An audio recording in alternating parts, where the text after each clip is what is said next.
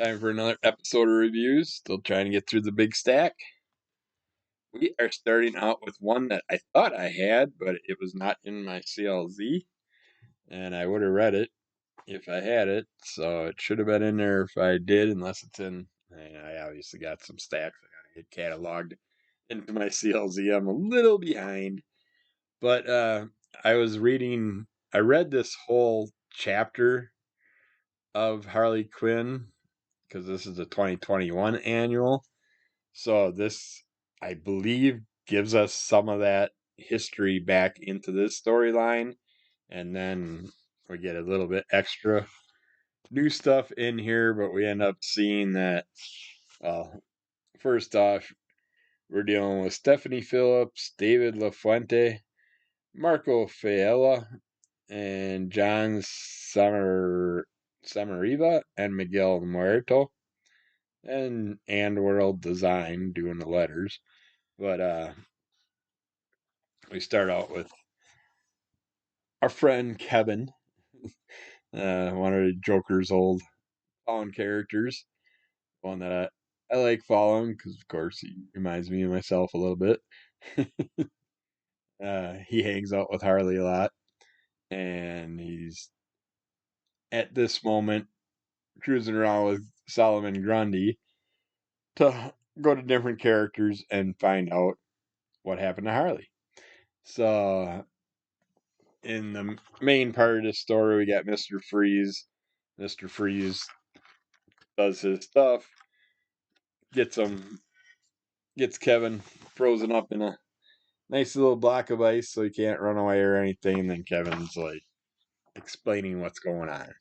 He's like, "We came here to talk to you." It's like, "Oh, then why did Solomon Grundy attack me?" And it's like, so he had to stop him. But yeah, Kevin explains what's been going on with the Harley run, where she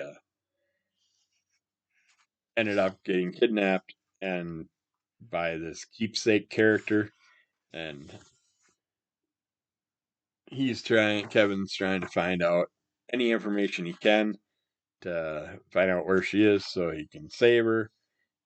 And so he goes through a variety of characters in the regular issues, and this one he jumps between Penguin and I think the Riddler and Mr. Freeze, and just goes to each different character trying to find out any information he can.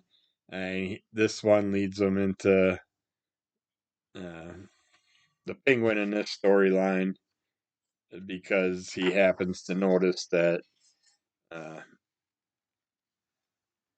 the keepsake character happens to have a very similar umbrella that has to be one of the Penguin's old umbrellas, and we find out from the Penguin what was up with that, and that he used to work with them and then turned on the Penguin and stole some stuff. And name's Keepsake, so he goes from character to character trying to collect certain things from those characters that he's battled against. And yeah, it's a nice little filler into that story line with what happened with everything with Harley and stuff, and what happens, how they ended up helping her out, whether or not they can save her or find her, or what happens with Kevin and Grundy.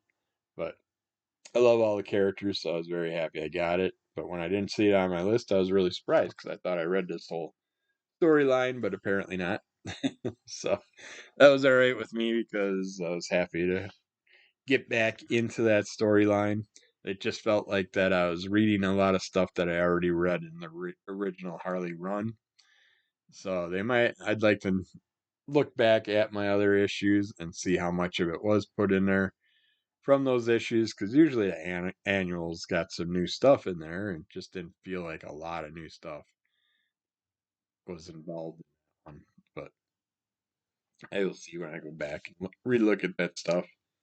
Then we got I Hate Fairyland, or Fuck Fairyland, issue 16. Of course, I had to get two of them. They're green. But a couple more sketch covers for this one. And This is Happy Endgame, part 1 of 5. We find out that Gertrude's got some of her past history of characters that she's uh, destroyed their friends and family and whatever of are kind of like coming back at her. And also the characters that they created off of Gertrude, the little Gerts and all that stuff. But this is created and written by Scotty Young, Brett Bean, Jean-Francois Bellew, Nate Picos. Sorry, whenever I see a French style name like that, I just say it that way. If you take offense, oh well. I was born in 1970, so it's too hard for me to change my ways, especially with having MS. So you're gonna get what comes out of my mouth, whether you like it or not. Uh, um, uh, I'll be honest. I'm a little fuzzy on the details of where exactly we are in the timeline of this book. I mean, we've had like a lot of Gerts fighting a lot of other Gerts, and then Gert fought some Gertlins, which were little critter versions of Gert. So that's some more Gerts. Then Gert turned into Gertzilla, which is another Gert to add to the pile. Whatever. Now we're here, and people actually kind of like Gert. This Gert, the main Gert. I'm tired of saying Gert. Good read. Bye. But yeah, it's like everybody's starting to appreciate the real Gert because of all the evil Gerts that are out there and weird Gerts, the giant Gerts, the kaiju Gerts, the little Gerts. And like he said, there's so many freaking Gerts that have popped up in this last run and other runs and stuff.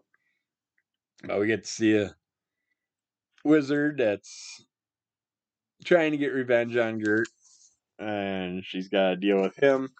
And it's a fun start to this 5-issue run. It's I'm guessing gonna end this series, this volume of the series, chapter of the series or whatever. But yeah, you're gonna get introduced to more Gert stuff, lots of Gert stuff. I'm guessing in these 5 issues. But if you aren't on these, well, I Hate Fairyland runs, you're missing out. Scotty Young does an awesome job with that character. We got Justice League Task Force. I picked this up in a $2 claim sale, I believe it was. I think it was Psychotronic Squirt Guns sale that I got this one from. But when I seen a pink Savage Dragon character in DC Comics, I'm like, is this a real character? Is this just some cover play? What the heck's up? But yeah, Despero's apparently a character. I can't decide. I want to know more about him. I got to find out more history on him. But it's like you look at him, you got Savage Dragon, which is one company. You got Justice League Task Force, which is another company. And you look at his belt, it's just definitely got a Judge Dredd feel to him, to the character, to the character's accessories. So I'm really not sure where this character came from or what's up with it, but I was very happy that I did pick this up and get this introduction. Juan, our little green alien character, apparently has history with him, and I see him here. They work together apparently, but yet at the same time, our characters jumping in and out of portals, doing his own thing off to the side. Juan's trying to get him to help with. Well, he's trying to find out what's going on with other stuff because he knows that he must have his hands in some certain events that ended up causing some problems. And then uh, we find out that there's something else that the Justice League needs to take care of, but they need people to get in there and take care of the issues that are going on. And we have a character that is causing all the problems that they gotta send our little savage. I'm gonna call him Savage Dragon character, our Pink Dragon. character deal with it because I can't remember what was up with the rest of the Justice League, what they were doing and stuff. But yeah, we see it. And he also has the powers that have to be used against this character anyways. And Joanne also ends up in the battle. But yeah, I'm gonna have to find, well, I'd like to get the issue before and after this, of course, and see if it goes on any further than that. But where this ends up could be the end of this storyline, but I still want to know more about this. What's up with this character, Despero and stuff? What's going on with all that? So I will keep an eye out for issue 26 and 28 for sure. I don't know. I'm thinking more like 25 and 26 would probably be better. I don't think he's gonna go. It's that storyline's gonna go into 28. We'll see if I ever come across them. We got Plastic Man no more, number 2. Our poor character. He's just he's bombing. His body's just melting, falling apart, reproducing itself. He's walking around with his arm in a big old sack, and it's just all full of mush. He's just not having a good time. We got Eel O'Brien, might be a superhero now, but before he was anything else, he was a crook. Until the accident that turned him into the pliable plastic man. Eel was bad to the bone, and just because he no longer has bones doesn't mean that's not all that doesn't mean that's not still true. When an incident on a Justice League mission leads to catastrophic cellular damage, Plastic Man discovers he just might be out of time to make amends for his past. He tried hard to outrun, or to save the soul of his son, who unfortunately for him might have inherited more from dear old dad than just his superpower. I mean, the things that caused him to turn to mush was that chemical that reacted with them in the first issue.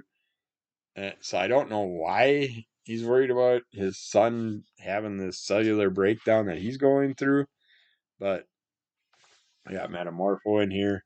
We get a little family history of what's going on to find out more about his son and stuff like that. We get to see his son trying to kind of like, I mean, typical, well, young adult, I guess. I don't know if he's still a teenager, but yeah, he's like not really listening, paying attention to what's going on while dear old dad's kind of melting away. The poor guy. But he finds that there's a character that might be able to be used to restabilize his own structure, and in order to do that, it's going to require the Metal Men to become part of the storyline. So we get some history on the Metal Men, and they come in, and we get to find out what's going to be going on with all this. But yeah, he's trying to find any type of way that he can cure himself, yeah, but he's more interested in saving his son's life in case his son would have some cellular breakdown like this too. So that's what he's looking for mainly, is something that can protect his son in the future. He's not worried about himself as much, but he knows he's done bad in the past, and he'll accept his end if it comes. But otherwise, he's just trying to find a cure and save his son mainly in the storyline. Uh, Enjoyable. I'm not big on all the superheroes kids and stuff like that, but I did like. I completely forgot what my coffee. I bet you it's ice cold. Oh yeah, that's dead. But yeah, that's. I like Plastic Man, so as long as he's in the story, I'm up for it. Don't really know much about his kid yet from the first 2 issues. Starting to get a little history of him. Haven't really seen if he's doing much Plastic Manish, Plastic Boyish type stuff, but we'll see where it goes from here on out, definitely gonna stick through this run. I like Plastic Man. Don't know why. I'm weird that way. It's like when I was a kid, some of my favorite characters were Plastic Man, Rhino, Wonder Twins. I like the weird type characters. Um, we got the Prowler issue 1, clone conspiracy tie-in. When I first seen this, and I think this one I also got at the $2 claim sale. Um, I seen this. The cover was okay and stuff, but I'm like, Prowler, I know that character. And once I started reading this, it's like, duh, I got that. I got like I think it's a 5-issue short run with the Prowler, Spider Man, and stuff in a storyline that I read in the past. This brought me back to the character. And see here, we got uh, some bank robbers dressed up as superheroes, Iron Man, Spider Man, stuff like that. And our Prowler character comes in to save the day and catch them as they come out of prison, out of where they're trying to. I don't know. Are they robbing a bank? I think they're robbing a bank, or they're causing. Yeah, they were in some type of bank atmosphere, robbed them, and then the Prowler catches them down the road. Then he takes care of things, ties them up, leaves them for the cops, and takes off because he's got something that he's on his way working for. He ends up dealing with other characters along the way while he's getting to this. It's kind of like a group. I think they're supervillains, but not positive. I mean, they're headed by this Fox character, and there's some type of. He's got to have some type of like I don't know computer chips in all these different beings that have superpowers and stuff like that. He's ticked off kind of that the Prowler stepped out to deal with things, but he knew something was going on and he had to take care of it. So he went and dealt with it. This Fox character's like, well, I really don't want you leaving the premises without telling me. And uh, it's like he's on a short leash and kind of being used for certain things, but doesn't really realize it until now when he's starting to get told to kind of like check in and all this stuff. So I want to get deeper on what's going on with that storyline part of it. But Madam Web ends up helping him with her psychic abilities and stuff and learning about what's coming up. Depends on that thing. We get some interesting little history of Electro, which is the female Electro now in this world or storyline. But yeah, it's got me wanting to read some more Prowler. I know I enjoyed the other short run of it, but I will have to see if I can find out how many more issues are part of this run and see if I can pick those up down the road. Next up, we got Rat City number 6. I can't remember if I have any more of these coming. Hopefully not. I'm just. It was interesting.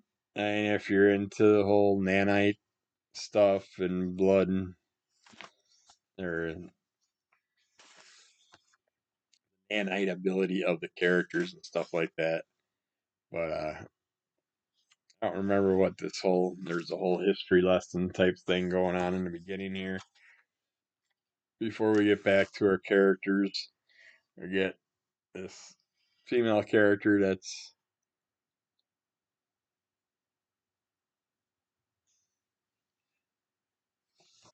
something to do with everything that's happening. It's like this, I just can't get into this. I'm trying, but yeah, it's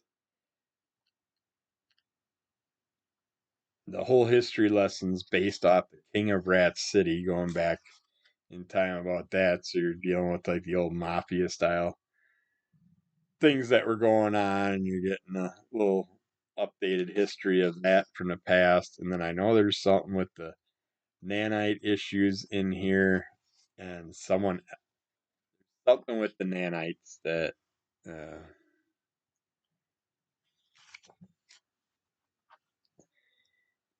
our Spawn characters able to take nanites blood with some nanites in it from other characters, put it into his bloodstream, and then his nanites can learn from those nanites.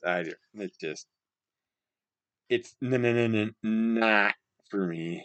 It's it's decent enough. Get Violator in this issue too, uh, or a Violator, I should say. I can't. That's my biggest problem with this. This is so. I guess you'd call it futuristic from the original Spawn. That it's just so confusing to me. Where we're at in the world with this character? Is this the supposed to be Spawn, or is this a whole different Spawn? I just can't figure it out anymore. I'm done. I may have 7 and 8 pre-ordered. Hopefully not. But yeah, it's just way too confusing for me. I don't hate the stories. I was into them in the beginning, but it just didn't make me wanna wanna follow, wanna learn about uh, any of the characters that I was introduced to. There was nobody that I really cared about in that storyline that left anything in my memory that I wanted to go back on, check out. On the other side, we got Redcoat, a Ghost Machine, in the unnamed universe. Our Albert Einstein character is trying his best to help his little buddy out, and at the same time, we're dealing with um, Benedict Arnold trying to finish the whole 3-day curse type thing that our character got from getting stabbed in the stomach by George Washington's axe. And we get more history on Washington and what was going on with him. And it takes us into the day 3 of what's happening with our character. And that on day 3, if he gets cut again, he's supposed to die and his immortality's supposed to transfer to someone else. And the whole ordeal brings us more information about Benedict Arnold and George Washington and what's going on. And because Benedict and our character were friends somewhat throughout their whole immortal life, and they end up on a ship with all this out in open ocean. And if our characters get too far from the United States, the ground that they were given immortality on, they will instantly age to their actual life, their actual life's age. And so they basically turn to dust within no time. Can't show you anything else from the second half of this book because it's going to give away too much. But yeah, he kicks away. He gets rid of Albert Einstein, kind of like turns on him, treats him like shit to get him out of the way. Doesn't want any harm to come to him. And then all the events happen. They get on the ship. The ship ends up having a bunch of stuff happen to it, and the characters all go through a bunch of events, and it's just, yeah, very well done. Very enjoyable storyline. Nice wraparound cover. I hope I didn't screw up and got the wraparound, which I obviously did. but the last 2 or 3 issues they had connecting covers that connected with Rook and Geiger, and I know I got those at least twice. I might have screwed up on that running about because each one also had a wraparound cover, and when I see wraparound, I usually get it, but I prefer to get connecting covers if I'm following the other storylines. Then we got Space Ghost #5. I think we're gonna finish out the stack since there's only a few comics left. So we're gonna go a little over a half hour on this one. The Space Ghost #5, where they got a little thing in here. Got David Papose, Jonathan Lau, Andrew Dollhouse, Taylor Esposito working on this. Across the vastness of space, evil flourishes in the darkness between stars. With territories spread far and wide across the Galactic Federation, pirates and hijackers have ransacked these distant colonies with cruel disregard for the innocent scientist living within them. Yet there is a cosmic vigilante who metes out justice across the spaceways, bringing vengeance to those who prey upon the defenseless. They call him the Space Ghost. Still loving this run, doing an awesome job, and we get to find out that Zorak. We get to find out what his clan and stuff has done with the kids, what's up with Space Ghost, how he's gonna save our kids, and what's up with our little monkey character. And he's got them locked up, and the kids are locked up in a chamber that basically he's gonna, think suck the oxygen out or whatever, but basically kill the kids off. Space Ghost has to give Zorak something he wants, or he's gonna just let the kids die in the chamber, and you get to see what Space Ghost decides to do. What's up with Zorak trying to release all his family, all these bugs upon the universe and stuff. But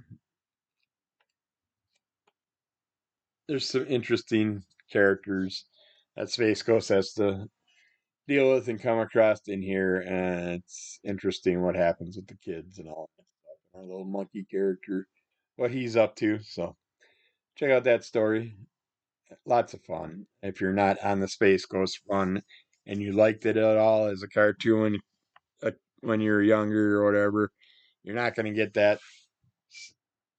You're going to get the concept of that character and the kids and all that, and all the characters around Space Ghost, the cartoon. More of an adult version of the characters, but very well done. They did an awesome job amping it up and bringing it into this world, and I'm looking forward to what they do in the future with it. We got Spider-Man, Black Suit and Blood #2. Loving these Venomized little storylines. Now we get some King in Black in here and stuff. This first storyline, we're dealing with the Edge of Rage. Why do we got that laid out like that? Okay, that must be laid out for that.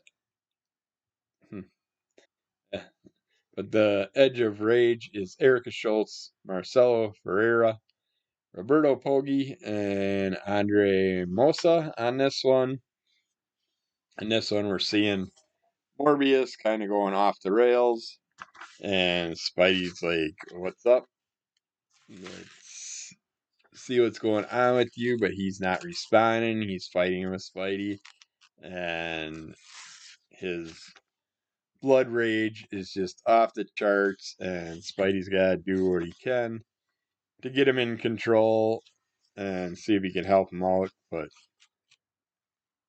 another character happens to become part of this story, and we find out more history of our character and what's up with the black suit and what's going on. This can't remember. Yeah, this one did. Yeah, this one was confusing to me because it kind of goes backwards. But we got The Edge of Rage by Erica Schultz, Marciano Ferreira, Robert Poggi, and Andre Mosa.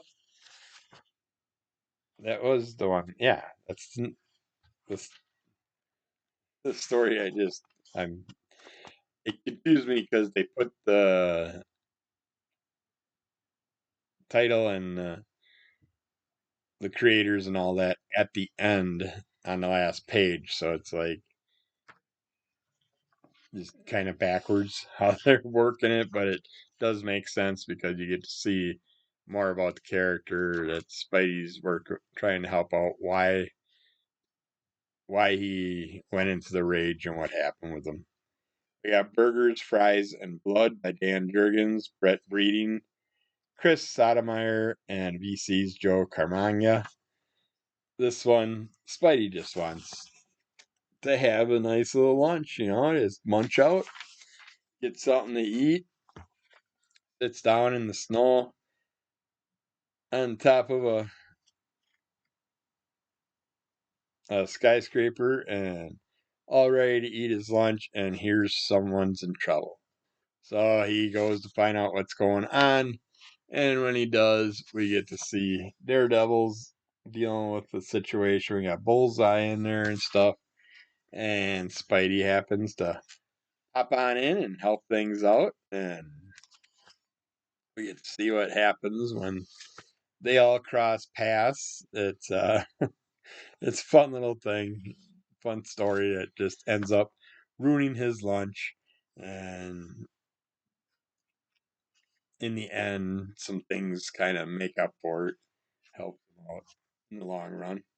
We got Shock and Awe by Greg Wiseman, Javi Fernandez, and VC's Joe Carmagna. And this story, uh, this one kind of gives you the internal fight between Spidey and his symbiote. We also get, uh, well, is it the Shocker character or the reptilian style character makes an appearance in here and ends up in a battle with Spidey. But it just kind of gives you, it's basically you get to see the symbiote's reaction to everything that's going on, and we get some more history on Spidey and the symbiote throughout this, and how the symbiote can kind of like control Spidey's emotions and things. And when he's in battle, is he the Spidey that's there to protect and save, or is he the venomized Spidey that's out to eat your soul, eat your head, eat whatever? We got Teenage Mutant Ninja Turtles #2. Fun little cover there. This one, Jason Aaron, Raphael Albuquerque, Marcelo Maoli, and Sean Lee working on this one. We got a bunch of clips during a nice little uh, soundtrack going on. I get to see Spidey in a variety of events, kaiju and stuff there. I got Spidey on the brain now. Yeah, Mikey, our Teenage Mutant Ninja Turtle Mikey, doing all these things. Then we find out that he's kind of working on a movie lot, working on a show with some characters, and kind of like forgetting about his history and his past. He's been doing fake fighting for so long. He's not the same well trained character that he used to be.